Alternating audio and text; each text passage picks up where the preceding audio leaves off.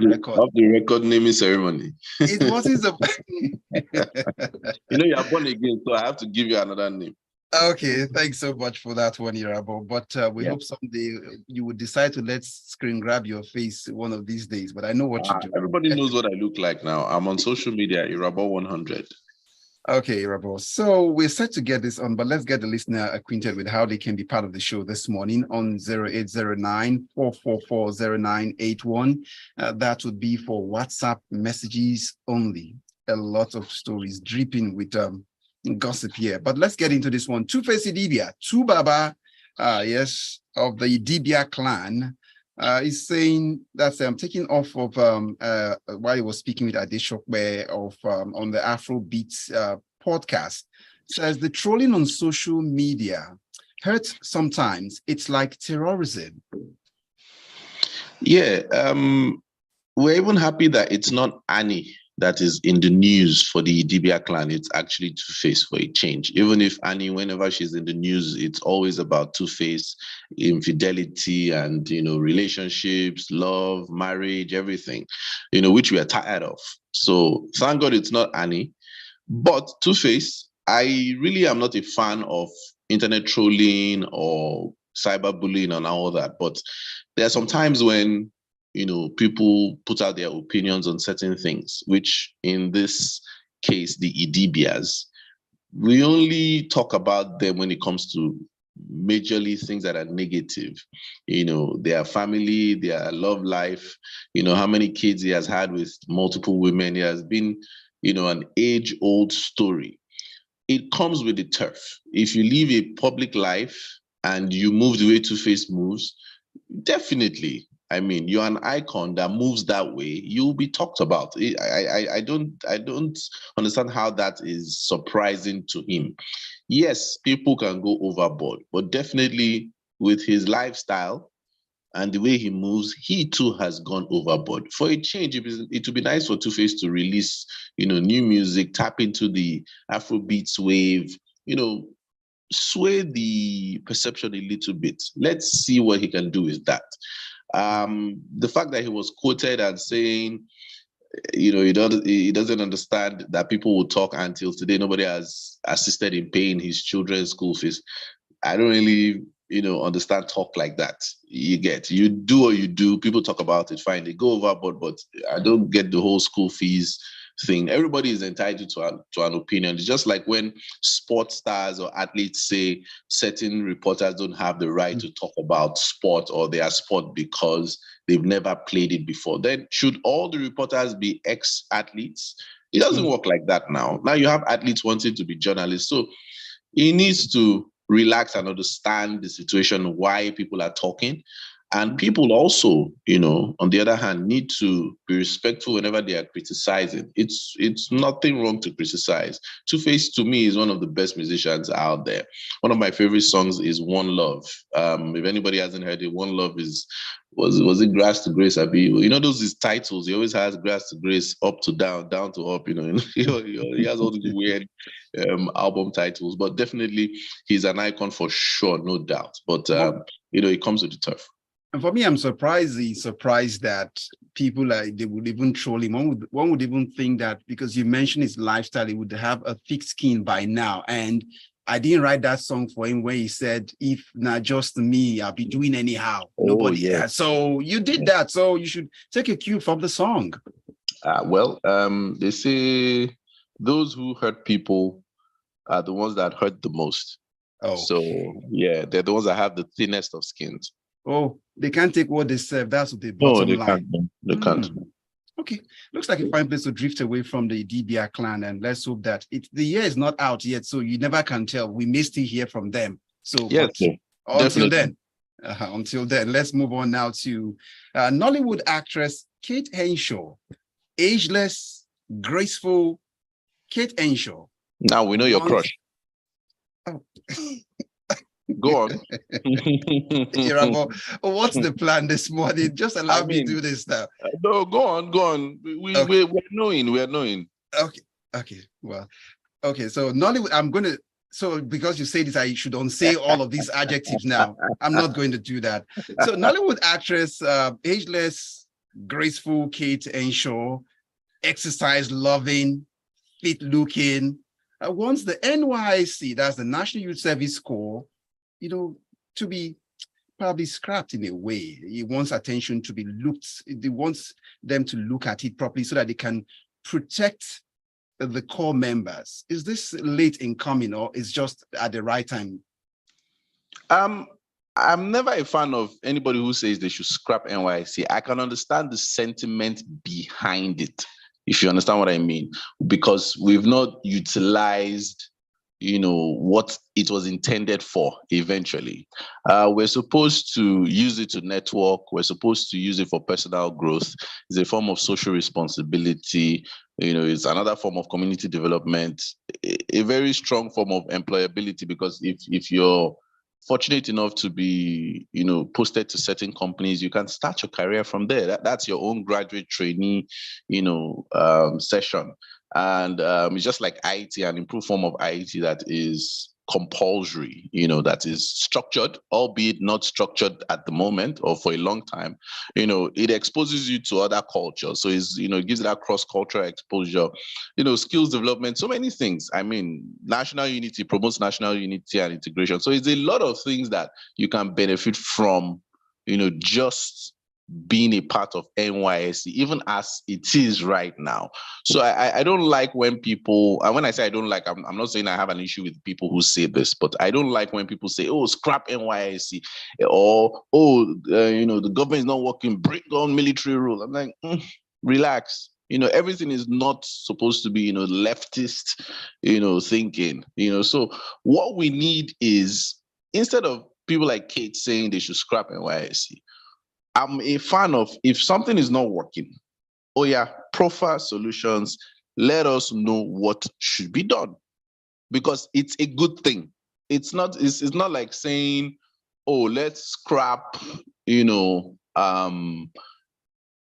who hide palliatives or something. In fact, I would even say, okay, let's scrap palliatives. Let's do X, Y, Z for the economy so that we don't even need palliatives in the first place. Irabor, yeah. Just before you go on, also before we should also see the basis for this kind of comment. It's from an emotional point of view. The 8 students who were, yes, 8 core members. I understand. And this isn't the first time it's happening, and it seems like students at these core members are vulnerable. So completely. What do you do? If I can't protect you, why would I put you on the road? Fine. Where is safe in Nigeria? In fact, where is safe in the world? I'm not justifying this. Please don't get me wrong. I'll use a very unparalleled analogy. You have the mass shootings in America, the taxes, the LGBTQ and everything. A lot of people still go there because there's still structure in the society. What I'm trying to say is that we need to work on those other areas in Nigeria that would now make this NYSC thing live up to its potential. You scrap NYSC. What is the ratio of those people who are abducted or, incarcerated or shot or whatever, as against those people who are actually benefiting from NYSC in its entirety? That's my point. So we need to look at both parallels. I understand that it's an emotional outburst, for sure. I was trying my best not to mention it because nobody wants to, it's no longer news in the sense that, I'm not saying you shouldn't always report that type of news, but I'm saying it's no longer news. I mean, I think it was like 2015, 2017, at that period where you're just like, okay, there was this bombing here, there was this bombing here, just like, this thing is so tiring. So I understand it was following the news of the abduction of 8 core members in Zamfara State. I mean, she posted this on Twitter, I think, to express her dissatisfaction with the program. No problem. Yes, the integrity of the program has been compromised like beyond measure. I understand that. But now, traveling in its unified state, even if it is road, air, or whatever, is compromised too worldwide, even in Nigeria, where you don't know what is happening for your next move. You can't predict it. You just have to pray to God. So it's not just only NYSC. Should we scrap the entire, Nigeria? No. My point is, let's find ways to fix whatever issue, is affecting Nigeria. So I put it to everybody, if there's an issue, what solution can you offer? If we were to keep NYSC, something like that, in my own opinion, it's like gap year now. It's like gap year. Imagine having a good place. I know a lot of people who have been posted to certain companies that have continued from there. Me, I was posted to a particular company. If I had continued in that company, if they had received me, I know where I would be with the kind of brain that I have. But, okay. Irabor, just because we mentioned NYC, so let's just show your state and where you said, just say a shout out and then to the state and then so we know. To the state, Ekiti. You are my alma mater. You were in Ekiti. Yeah. Okay. Where in Ekiti did you serve? Let's just get petty a bit now. See, if I tell you that I remember, I can't remember. Nah, I was posted to government house. Oh. My own was if they let me inside there. Yes. I'll be the governor of that state by now. It looks like we might have crossed paths around Ajilo soon, all of those areas. But then let's get back. Shout out to Ekiti State. Great place to, nice weather. But let's move away. But for all of this response, I may send you a postcard. I've got one of these beautiful picture of Kate when she was here at Smooth. That was a good selfie. But then you might convince me to let you see that picture. But moving on. Yeah. You keep buttressing my point from earlier when you introduced the story. All right, let's get on to some comedy right now, away from very sad stuff at this hour. Let's hope security, is restored and we can move around this beautiful country called Nigeria. So, Lai Wasabi always knew he wanted to be a comedian. For anyone who hasn't seen this guy who wears that's not a suit now. That's more like I don't know, overhanging. But then he delivers comedy effortlessly that you'll be anyway. So, but that's what he's saying. He always knew he wanted to be a comedian.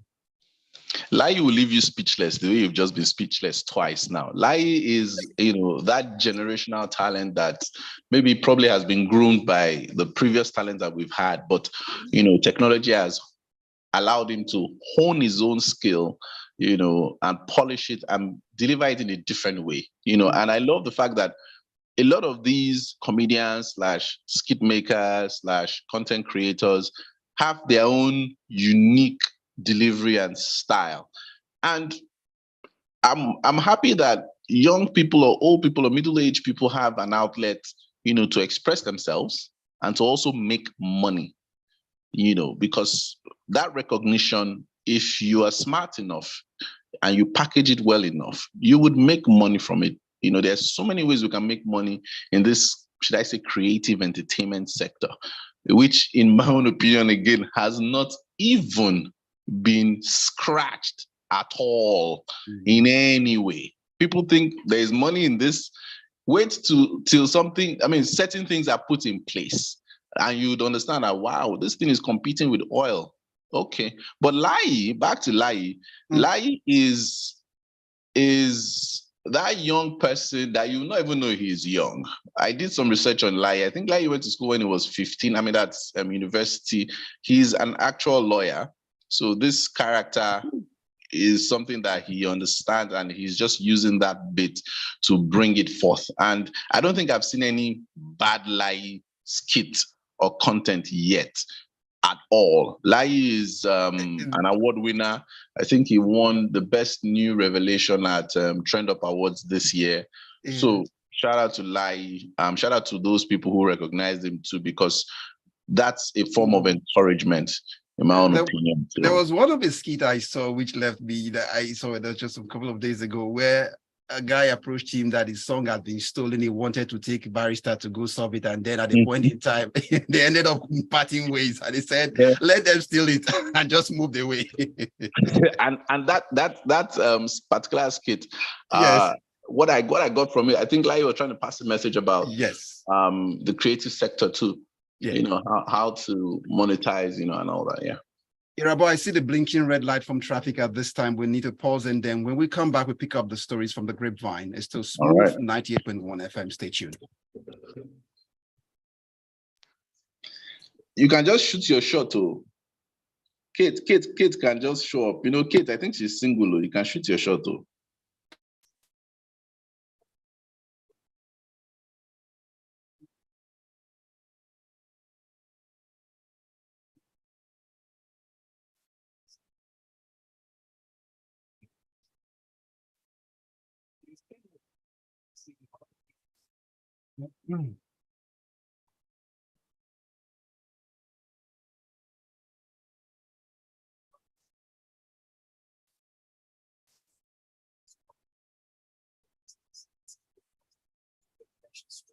home around the globe with Airtel Home Broadband Internet. Get any of our devices like the 7500 Wi-Fi or the 10,000 router with instant 20 gigabytes or the 20,000 router with instant 100 gigabytes. Hurry to the nearest Airtel shop or visit www.airtel.com.ng/HBB to get started. Airtel, a reason to imagine. I am gonna go for the best soul. I want to to jazz and a bit of more. You can tune them to smooth 98.1. This is Jennifer.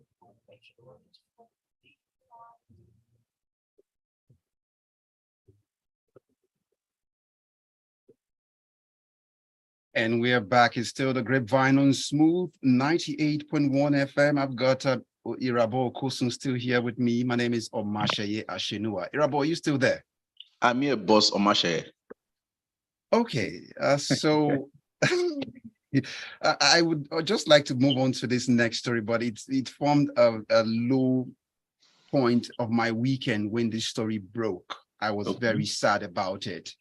For one person who has spent most of his life entertaining, motivating people, and when I saw the comments people were passing across as a result of this news when it broke, it wasn't until someone tweeted something that I could give a sigh of relief. But what am I saying? Let's get into Steve Harvey and wife Marjorie finally addressed divorce rumor. Walk us through this. First of all, I don't think people's personal lives are our business. They've kept their personal life secret or private enough for us to not really meddle or talk about it, which I commend them for. But if you look into their relationship, when they started, from what we see, when Steve didn't have money, she wasn't interested. She was dating a drug kingpin or something. Then I think he went to jail. Then when he had money, that's when she followed him. I think they had a breakup one time. Then they married in 2007. Steve didn't really recognize the kids he had before, only recognized, the kids that she had at Marjorie. Then everybody now became a big whole family, kumbaya and all that. Then, you hear rumors that, she was cheating or she didn't cheat or he cheated, or, there's just so many things going on. Well, in my own opinion, just because we're talking about it and it's Grapevine, I think that there is something there. But again, it's only time that would tell. It's the same thing with the whole Bankia and Adesua thing, where you do crisis management, But funny enough, even if it happens, it doesn't really matter. It's life. It happens. People cheat. People don't cheat. People's marriages survive. People's marriages don't survive. I mean, there it is. But people will talk about it because it's Steve Harvey. You're in the public. Aha. That's it. Just like when Obama ran for office, I know in his mind, Obama was like, if I did any peke like this, it is over for me. So we did not hear any rumor. I'm not saying every rumor is news or has something in it. I'm just saying this particular one, just because of the dynamic of this relationship, I won't be surprised if it were true. Honestly, for one who's followed Steve Harvey and the way he flaunts Marjorie at literally worship the ground on which Marjorie walks and all of those, and then to see comments like, oh, you served your former wife, your ex-wife this, so now you're also being served. It hurts a great deal. But it wasn't until the Senator Ned Nwoko tweeted something saying, well, guys, relax and do something that it's not true, and that douse it a bit until this is coming out now. But whatever they do, like you say, it's their life. We wait to see how it unfolds. For sure. We've got a message from Tayo who's saying, I'm happy for Steve Harvey. It reminds me how people fueled Kiki and partner until they were doing a video to celebrate her 30th birthday. Too many online family members, in-laws, quote, have little to do with too much data access. See, Irabor, see what you started. Boss, former chief.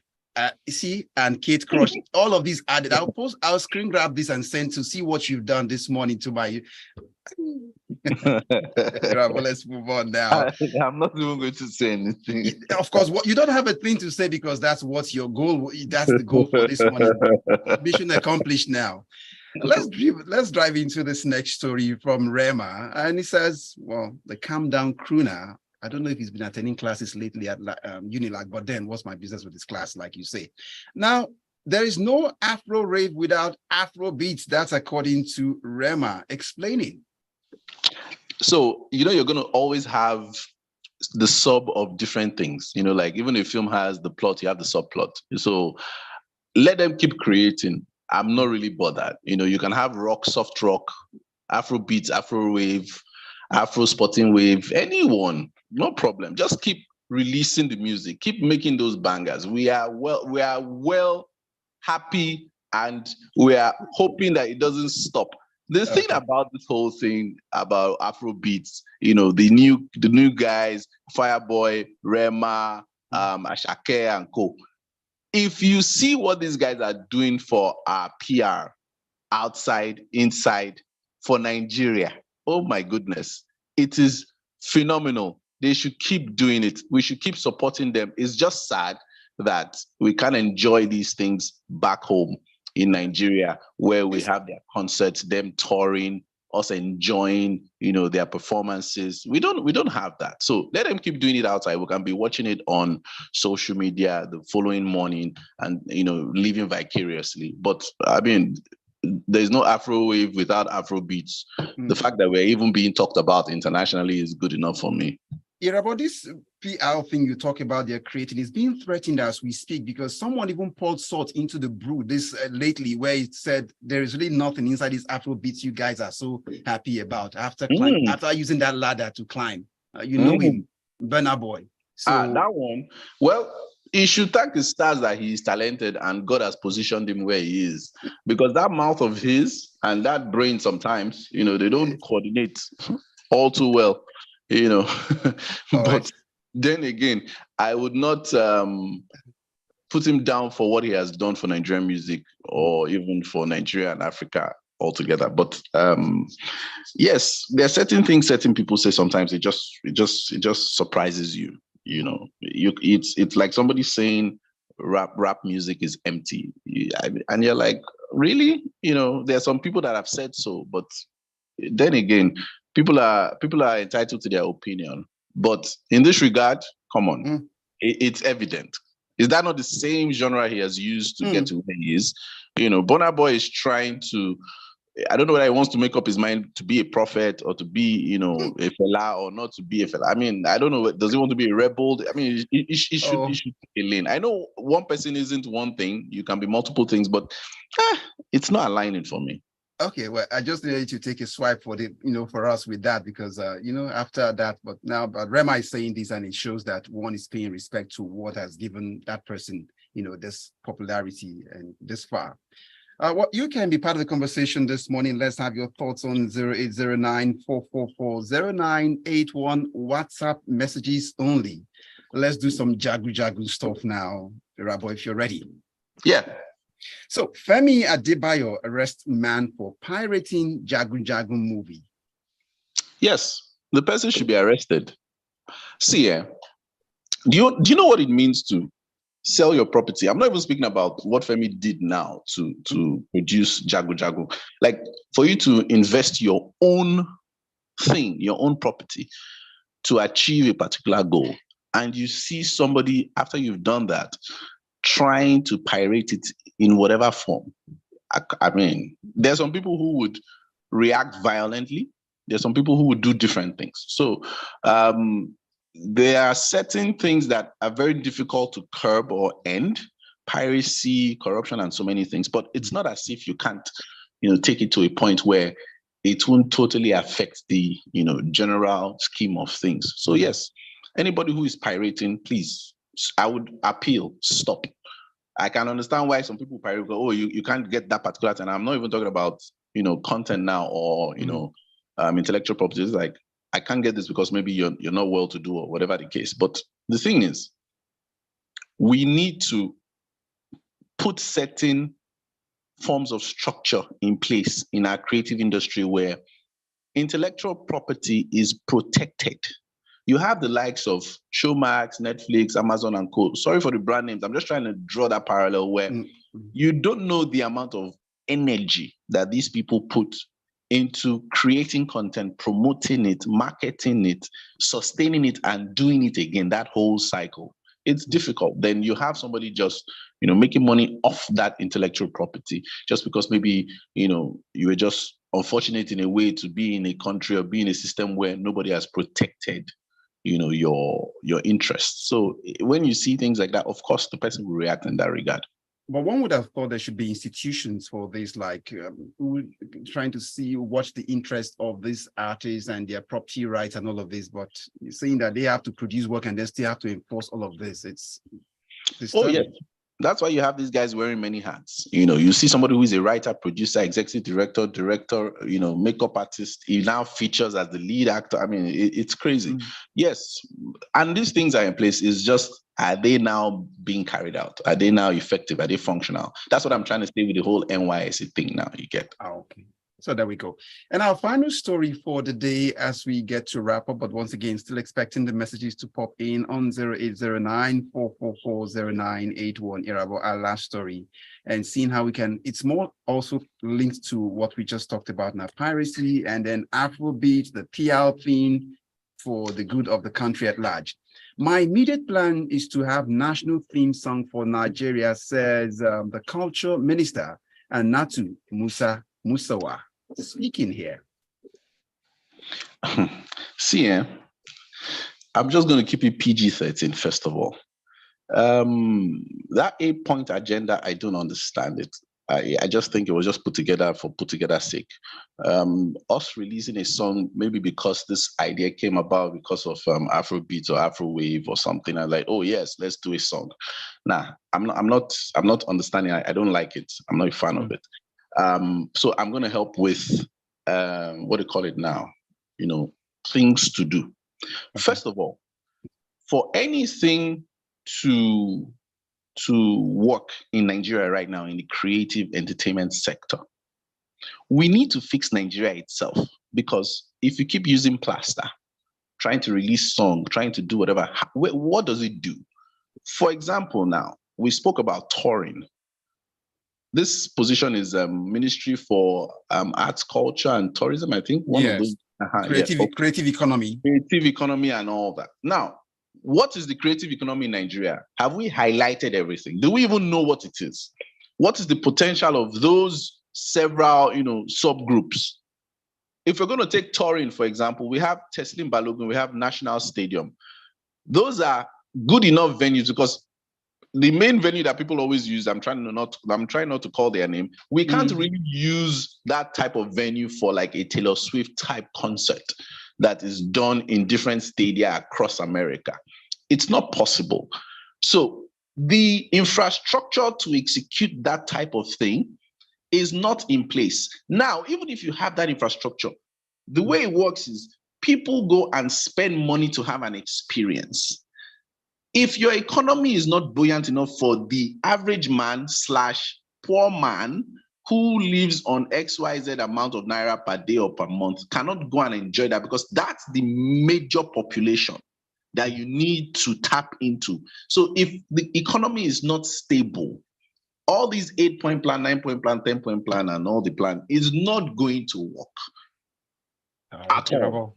Irabor, it looks like a fine place to close things up, but one is just saying for some persons, they've talked about how, even if you want a song for Nigeria that resonates, Timi Dakolo, some persons have said that song would be evergreen most often than not. But hey, Irabor, it's a wrap on the show this morning. Thank you for stopping me on. And do we have a truce that next time when you come, there would be you're not going to search deep in your bag of tricks to get any titles out? A truce right now. Sure. I'll just call your Mashe. All right. Thank you so much, Irabor. Have a great day. Good morning. Morning. And there goes Irabor, and that's the size of the Grapevine this morning on Smooth 98.1 FM. My name is Omatseye Atsenuwa. Good morning.